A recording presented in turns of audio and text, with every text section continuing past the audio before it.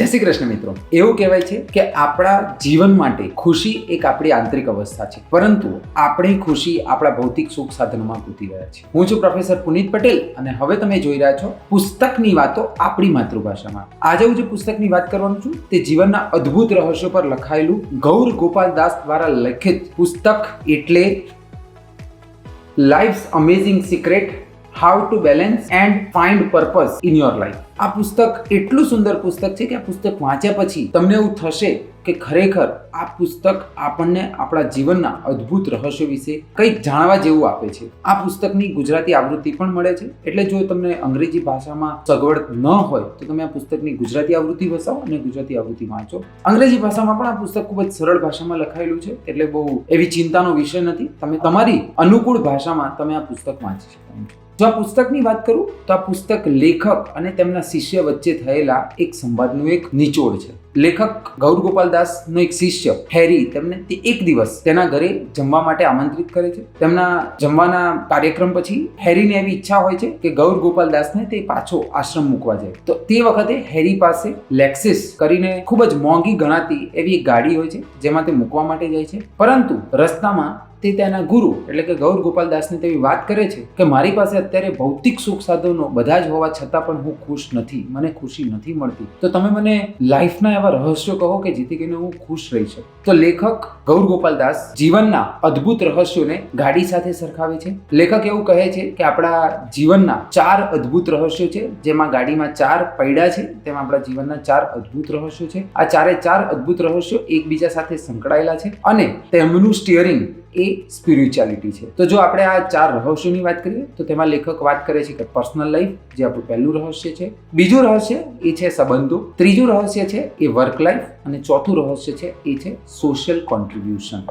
એટલે આ પુસ્તક ખૂબ જ સુંદર રીતે લેખકે આ 4 રહસ્યોને આવરી લઈને લખ્યું છે. એટલે જો હું મારું અંગત મંતવ્ય આપું તો આ પુસ્તક તમારે વસાવવું જોઈએ અને વાંચવું જોઈએ. જો પહેલા રહસ્યની વાત કરું તો લેખક અહીંયા પર્સનલ લાઈફની વાત કરે છે. પર્સનલ લાઈફમાં લેખક એવું કહે છે કે હંમેશા તમે ભગવાન પ્રત્યે અને આ દુનિયા પ્રત્યે કૃતજ્ઞ રહો. બીજું એવું કહે છે કે હંમેશા જીવનમાં ક્યારેક થોડોક વિરામ કરી લો. ત્રીજું એવું કહે છે કે તમે હંમેશા કોઈ પણ વાતની ચિંતા કરશો નહીં. ભગવાને તમને જન્મ આપ્યો છે, ભગવાન તમારા માટે દરેક વસ્તુ ખૂબ જ સુંદર રીતે આયોજન કરશે. અને ચોથું છે કે તમે સ્પિરિચ્યુઆલિટીને તમારા જીવનનો એક ભાગ બનાવો. જે બીજું રહસ્ય છે તે છે સંબંધો. લેખક અહીંયા એવું કહે છે કે સંબંધો હંમેશા આપણા વાણી અને વર્તનથી બનતા હોય છે, એટલે તમે તમારી વાણી હંમેશા એક સુમધુર રાખો. એવું કહેવાય છે કે બોલ્યા પહેલા શબ્દો તમારા ગુલામ છે અને બોલી દીધા પછી તમે શબ્દોના ગુલામ છો. એટલે બોલતા પહેલા હંમેશા 2 વખત વિચાર કરો.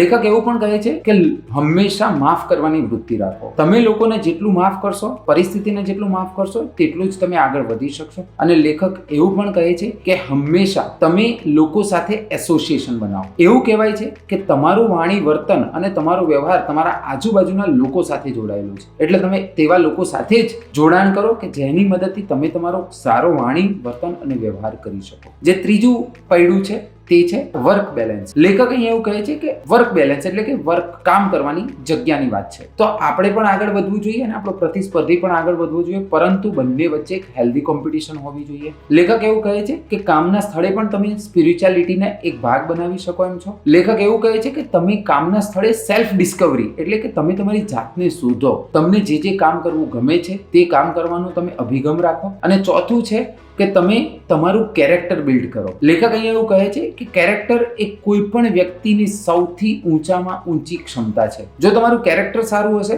તો તમને જીવનમાં ઘણા બધા સારા લોકો મળશે. તમારી સાથે જીવનમાં હંમેશા સારું થશે. એટલે તમારા વર્ક પ્લેસ ઉપર એક સારું કેરેક્ટર બનાવો. જે ચોથું પૈડું છે તે છે સોશિયલ કોન્ટ્રીબ્યુશન. એટલે કે તમે સમાજને પાછું આપવાની એક ભાવના રાખો. પાછું આપી આપણે કેવી રીતે કરી શકીએ? તેમાં આપણે પૈસાનું દાન આપી શકીએ, સમયનું દાન આપી શકીએ અથવા આપણી ટેલેન્ટનું પણ આપણે દાન આપી શકીએ. પણ કોઈ પણ રીતે આપણે સમાજને પાછું આપો. કેમ કે ક્યારેક ને ક્યારેક સમાજે આપણને આપ્યું હશે. હવે જો આપણી પાસે પરિસ્થિતિ છે, જો આપણી પાસે જરૂર કરતા વધારે વસ્તુઓ છે તો તે તમે દાન કરી શકો એમ છો. લેખક અહીંયા સેલ્ફલેસ સેક્રિફાઈસની વાત કરે છે. તેમાં લેખક આઈસ્ક્રીમ, મીણબત્તી અને ઓક્સિજન માસ્ક કે જે એરોપ્લેનમાં વપરાય છે તેની વાત કરે છે. લેખક એવું કહે છે કે હંમેશા તમારું જીવન આઈસ્ક્રીમની જેમ રાખો કે તમે ઓગળી જાઓ તેના પહેલા તમે એનો આનંદ લઈ લો. તમારું જીવન મીણબત્તી જેવું પણ હોવું જોઈએ કે તમે સેક્રિફાઈસ આપો પરંતુ તેનો પ્રકાશ બીજા લોકો સાથે પહોંચે. અને ત્રીજું, ઓક્સિજન માસ્ક. ક્યારેક એવી જરૂર પડે કે જો તમારી પાસે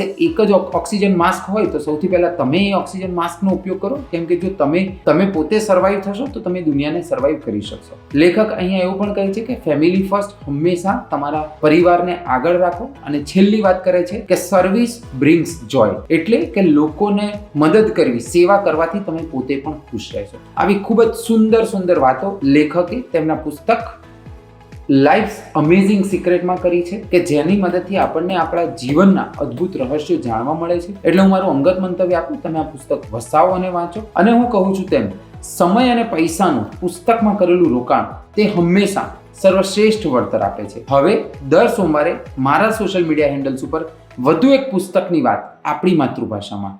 જય જય ગરવી ગુજરાત. જય હિન્દ.